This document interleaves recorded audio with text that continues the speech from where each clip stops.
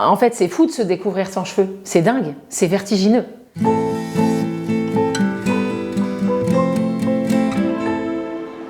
Maintenant, c'est facile à dire 2 ans et demi plus tard. Je regrette de ne pas être sortie le crâne rasé dans la rue. Vraiment, je regrette.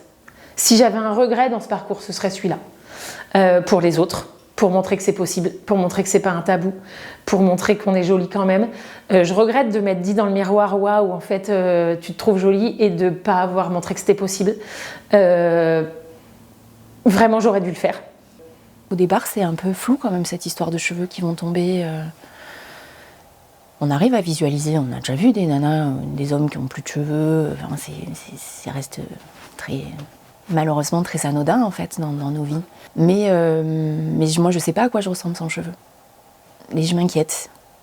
Mais en même temps, je suis dans ma logique de étape par étape. De toute façon, je n'ai pas le choix. Donc, il faut le faire. Si je m'étais rasée, je n'aurais pas eu ce problème de se réveiller avec des cheveux dans le nez, partout. C'était désagréable. Peut-être j'avais peur de voir mon crâne en entier. Je ne sais pas. Que mon crâne ne me plaise pas. Je ne sais pas. Je n'ai pas essayé. Je ne suis pas allée au bout.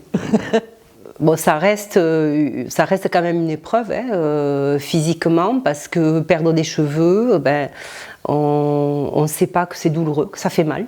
Et ça, je ne l'avais pas, alors soit je ne l'avais pas entendu, soit on ne me l'a pas dit, je ne sais plus en fait. Et même si on te dit les choses, le fait de les vivre, c'est quand même pas tout à fait pareil. Moi, je ne voulais pas les voir tomber, donc j'avais décidé qu'à la Toussaint, on partait sur la côte basque et j'allais me raser la tête. Et mon fils aîné est arrivé et il s'était fait un mulet, il s'était complètement rasé sur les côtés.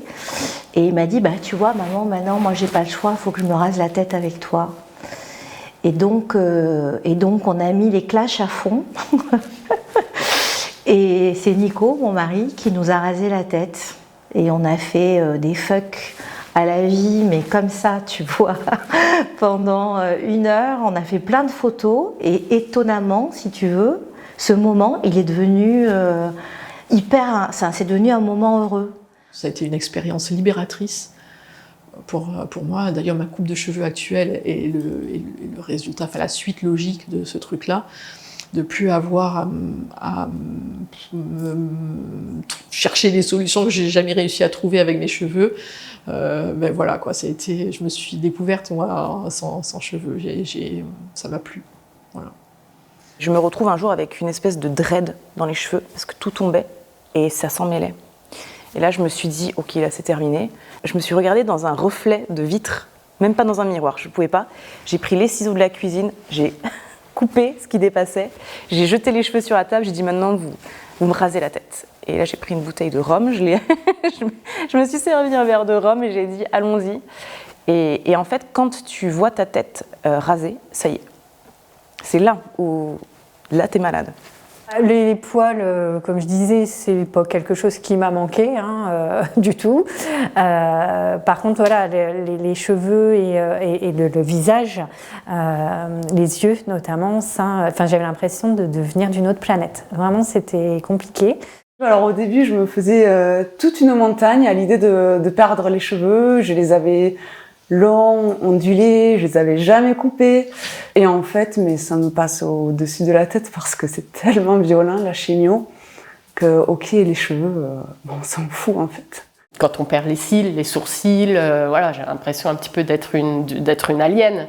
Et à l'époque, je ne savais pas qu'on pouvait déjà se faire tatouer les sourcils pour, au moment où ils tombent, on garde quand même un visage à peu près normal. Donc c'est toutes ces choses-là qui m'ont un petit peu manqué. Mes cheveux, c'était vital, c'était tellement important que je faisais un déni complet. Pour moi, je n'allais pas les perdre. Et il était pour moi inconcevable que je perde mes cheveux. Et donc j'ai gardé mes cheveux, je les ai coupés un peu sur la longueur, mais sinon j'ai gardé mes cheveux en espérant justement que je fasse l'exception et que finalement mes cheveux ne tombent pas. Il y a eu le choc du traitement qui était assez violent et sur lesquels j'aurais aimé avoir un peu plus de recul au début. Et ensuite, 3 semaines après, la chute des cheveux. C'était vraiment atroce. Ce cas, je l'ai mis 15 fois, donc j'ai eu 15 chimios et j'ai réussi à avoir les cheveux courts jusqu'à la fin. J'ai perdu en épaisseur, mais j'ai pas perdu la totalité de mes cheveux. Et même l'infirmière à la fin, elle me dit « Madame, vous souffrez trop, il faut arrêter avec ce casque parce que c'est affreux. » J'ai dit « Non, non, non, je veux pas perdre mes cheveux, c'est bon. On donne assez, donc si je peux garder mes petits cheveux, j'ai gardé. Et j'ai pas rasé. Et je tire mon chapeau à toutes les femmes qui rasent leur tête. Elles ont une force mentale incroyable. Incroyable. Ton estime de soi, quand même, en prend un sacré coup. Au début, quand je ne les avais pas encore perdus, je me dis non, ça c'est secondaire, ça va perdre les cheveux. Franchement, je m'en fous. Du moment que je suis guérie, je sois guérie, c'est le plus important. Mais quand je les ai perdus, que quand j'ai beau m'habiller, je me regarde dans la glace, je dis non, il y a quelque chose qui ne va pas. Ma tête là, ça ne va pas du tout, du tout, du tout. Je l'assume et je l'ai accepté, ça fait partie de moi en fait. Cette maladie, elle fait partie de moi. J'ai rien à masquer ou il n'y a pas de tabou. Elle est là. Et si moi ça me dérange pas, j'espère que les personnes qui m'ont vu sans sourcils, je ne les ai pas choquées, j'ai pas créé de trauma, mais pour moi, je suis comme ça et puis c'est tout. Pour le moment, j'étais comme ça. Je me suis levée un matin, j'avais des cheveux là, à la bouche, et j'ai pris moi la tondeuse. J'ai dit aux enfants, allez, c'est parti. Et voilà, on a fait ça tout bêtement comme ça, tout simplement. Je me suis pas trouvée moche. J'ai réussi à trouver les trucs jolis en moi, tout simplement. Et on se voit autrement. On arrive à trouver ce qu'on voit pas quand on a des cheveux, tout bêtement. Même si je disais que je cachais pas la maladie, le crâne à blanc, il montre la maladie quand même. C'est différent d'un crâne rasé. Et je crois qu'en fait, les images de crâne... toutes les nanas badass dans les films, elles n'ont pas le crâne à blanc, elles ont le crâne rasé. Sigourney Weaver, tout ça, c'est pas la même chose. Et donc, je crois que le crâne rasé, l'imaginaire collectif, culturel auquel ça renvoie, c'était pas forcément que ça me dérangeait que ce soit la maladie, mais ça renvoyait à rien de sexy dans les images de pop culture qu'on avait. Et je pense que c'est ça qui m'a manqué. Mais perdre ses cheveux, c'est pas confortable, hein, voire même douloureux. Enfin, et voilà, ça aussi. Alors, est-ce que c'était parce que j'étais focus sur les cheveux? Mais voilà, quand on me dit qu'est-ce que tu retiens de ta première chimio, c'est ça, c'est la perte des cheveux, et ça fait mal de perdre ses cheveux. J'ai fait beaucoup de choses pour essayer de les garder, et bien en fait j'ai réussi à prouver au médecin que si c'était possible, parce que j'ai perdu des cheveux effectivement, mais j'en ai gardé suffisamment. Ça se voyait pas. Quelqu'un qui me connaissait pas ne voyait pas que j'avais perdu beaucoup de cheveux. J'en avais beaucoup moins, j'avais beaucoup moins d'épaisseur, mais en fait c'était uniforme, ça se voyait pas. J'avais pas de trous, j'ai réussi à les garder. Ce jour où j'ai rasé, avant d'aller me faire enlever ce sein, je me suis dit ok, ça c'est toi malade, c'est toi la guerrière, c'est toi la conquérante, l'Amazone, t'y vas. Et du coup cette coupe de cheveux, elle est liée à la maladie. J'aurais jamais rasé si j'avais pas eu cette annonce. Et aujourd'hui, cette coupe, c'est ce cancer. Et ce cancer, c'est moi aujourd'hui. C'est ma vie. Et si je relaisse pousser, j'ai l'impression que je triche.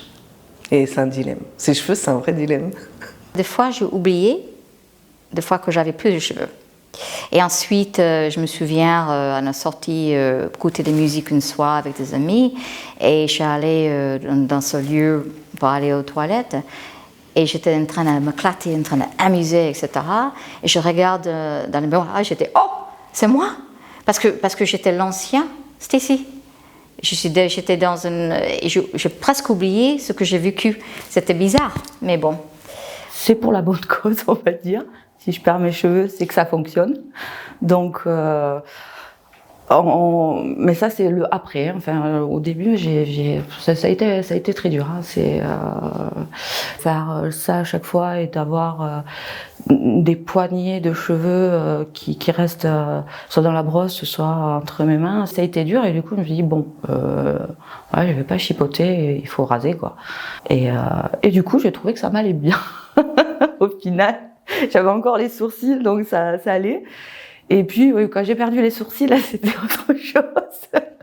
Tout le monde autour de moi m'a dit tu vas perdre tes cheveux, rase-les. Donc j'avais les cheveux très très longs, Je les ai coupés aux épaules avant ma première chimio. J'ai fait les 4 grosses séances de DEC, qui est la grosse chimio qui normalement bute les cheveux, et j'avais toujours mes cheveux. Et à la fin de mes traitements, quand j'ai eu tout fini, là j'ai perdu mes cheveux.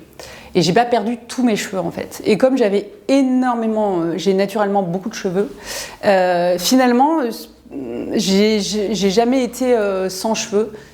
Et le plus difficile, mais ça n'a pas duré longtemps, et c'est ce qui me perturbait le plus à venir, c'était les sourcils et les cils, parce que c'est là où on voit vraiment le marquage de la maladie. Après, le fait de ne pas avoir de cheveux, je trouvais ça super agréable au toucher.